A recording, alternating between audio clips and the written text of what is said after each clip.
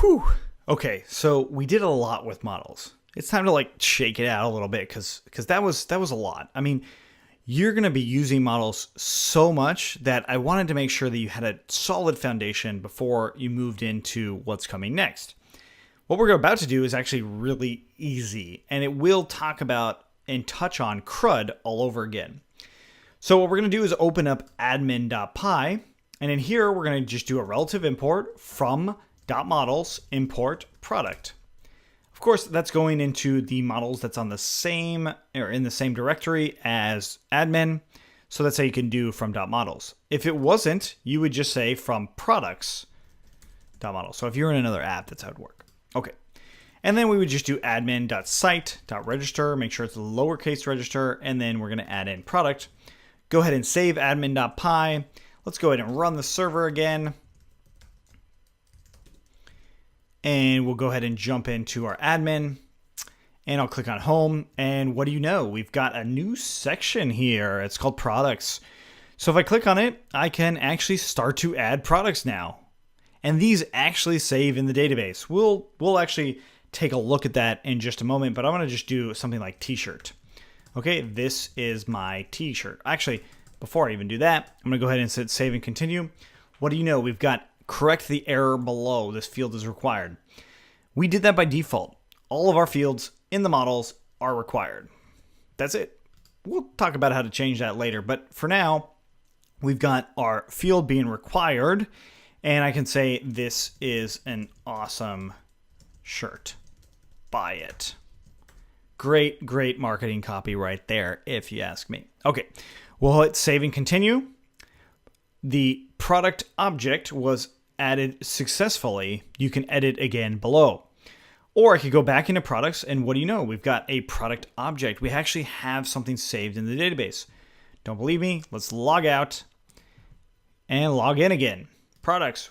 Woo, it's there. Awesome. So let's go ahead and add another product, and I'll just call this hat. This is an awesome hat. Okay, save. What's going on here? I got two things saying product object. Well, there's a couple things that's really cool. First of all, I have two things now in my database that are stored that I can access at any time, right? So this is a list. We see these lists. What did we just do? We just did CRUD.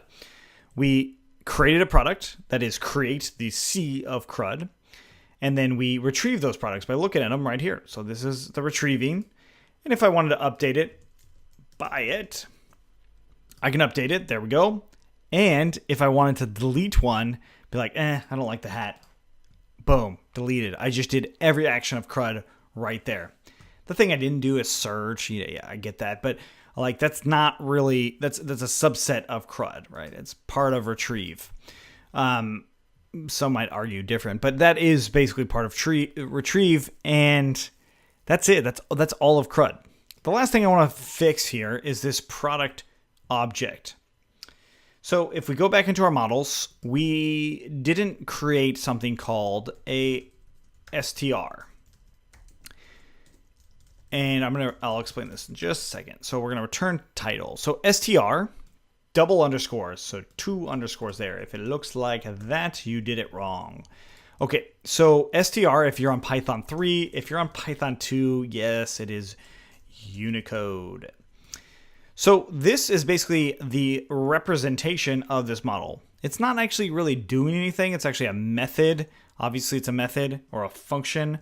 And basically, it's going to override what this says. Instead of it being called product object, it's actually going to go based off of what that object is, or the instance field or something in there.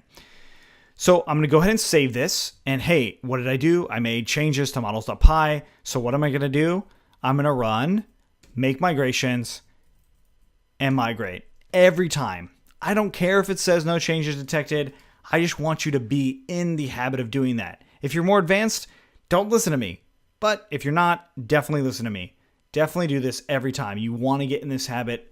It really prevents a lot of errors from happening. Okay, back to run server. I made those changes. I refresh in here. Whoa, product now says t-shirt. So that's just a representation for it. And honestly, when it comes to Python 2 and 3, this is the main version or the main difference inside of Django. There's really not a whole lot that isn't Python related, Python specific, in the sense of like printing. When you print on version 3, you have to use the parentheses. When printing on version 2, you do not, right? Those are Python specific things. But as far as Django specific things, this is pretty much it. There's probably other things too, but it's not a whole lot. And we're going to stick with that. So if you are using Python 2, you probably can get away with it in this series. Okay, and the reason I point this out too is because if you watch one of our archived projects, which is highly recommended because we have a lot, sometimes you'll see it in Python 2, but you want to stick with Python 3. This is the difference. Okay, cool. That's it for the admin. We now have a way to admin or administer all of our product models. Like we can actually do some cool stuff with it. But before we do that, before we do more with the admin, which we'll have a whole section dedicated on the admin, but before we do anything else with the admin, we're going to actually start to build a way for our users to see it, because the admin is not really for our users. It's more for our small team. If you have a big team, that is, if you have like 50 people, maybe 100, you're probably not going to want to use the Django admin. You're probably going to want to build something for that team. Just keep that in mind as you go forward. Again, we're going to have a whole section for the admin on customizing and doing all that stuff. So that is coming. But before we even get there, we want to understand how to make something for our users. Not really for us, because us being the technical ones, having a perfect working admin doesn't matter until you have an app that works like we do, right? So codingforentrepreneurs.com, the admin on there is definitely more sophisticated than the basic, but that doesn't mean anything if the users can't use the site. And that's our philosophy on building web applications. So stay with us as we build some more.